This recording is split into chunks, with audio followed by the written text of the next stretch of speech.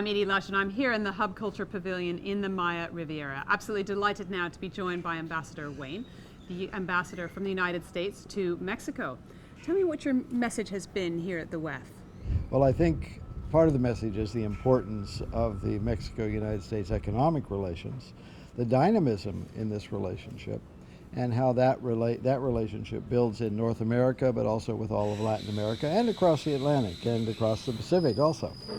So the U.S., I know, buys 75% of Mexico's exports and is the second largest export market for Mexico. Is that right? How has that changed with the energy price dropping and global economic concerns? Well, the U.S. has about 18,000 companies operating in Mexico, and it's a relationship built up over the last 20 years with a lot of investment, first largely from the United States, but increasingly from Mexico in the United States also.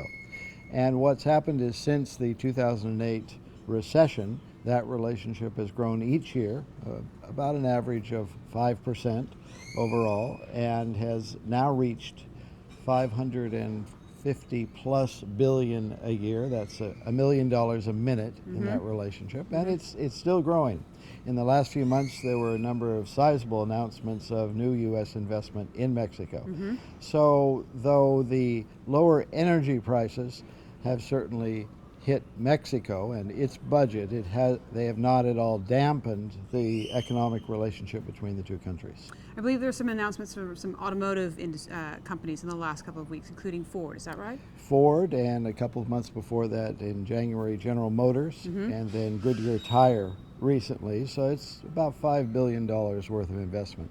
AT&T has also moved into the telecom sector with an initial investment of about $4 billion and interest in investing more in building up its own networks in Mexico.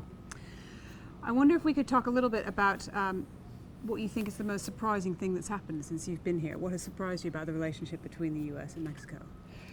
Well, I think I've learned more and more about the breadth of this relationship. It touches about everything you can think of. And the very special nature of it, it's a relationship that touches the daily lives of Americans more than any other relationship. We have great ties to the United Kingdom, Absolutely. to Ireland, to Israel, to other places.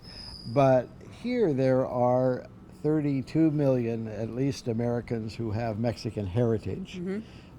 We have 25 million Americans who came to Mexico last year, and about 15 million Mexicans who visited the United States. It's that daily interaction, both in people crossing the borders, but also in this economic relationship, and then in the family ties that make this a very special relationship. Is immigration a concern? Immigration is a big issue. It's an issue of importance to Mexicans, to the government of Mexico. They would no doubt like us to move ahead and get a consensus on immigration reform. But we work day to day to make the practical realities of this migration and immigration relationship work more smoothly. And we've made a lot of progress over the past several years. Am I right in thinking that the American consul in Mexico is one of the biggest that America has in the world? We have an embassy of about 1,200, and then we have 9 other consulates around the country, and then 9 consular agencies. Their main job is to help American citizens. The consulates and the embassy do that too, but they do other things as well. Tell me a bit about the education, research, and innovation project that's been launched by Presidents Obama and Nieto. Well, as the two presidents were looking at how to make this economic relationship stronger and how to make North America more competitive in the world, they couldn't leave education out of it. Because if you're going to build a stronger workforce in the future, you need a well-educated workforce. And also, if we're going to work together, you have to be comfortable talking to each other, living in each other's culture. And so they said, let's launch a new forum on education, innovation, and research, and let's work hard to get more people to go back and forth. When we started this out, there were 14,000 or so Mexicans studying in the United States, which is not a very large number, given a country of 120 million right next door. So we worked over the last year and we jumped that number up to about 27,000, and we're going to work this year to try and increase that number again. And we're looking at all areas, but a basic area of importance is English language capacity, and other countries also help in that in that sense of giving some English language instruction, because that's the lingua internationale these days, as you know, and it just will help very much in the future. People have this basis, then they can do graduate studies, they can do professional studies, they can do technical studies in a range of countries, but we hope in the United States. And is it primarily at a graduate level, or is it earlier on? No, we're looking at all levels. Last year we sent a number of kids to go up to what we call community colleges in the United States, which are first two-year universities, often equal to something they call tecnológicos here in Mexico, that give you a good basic education.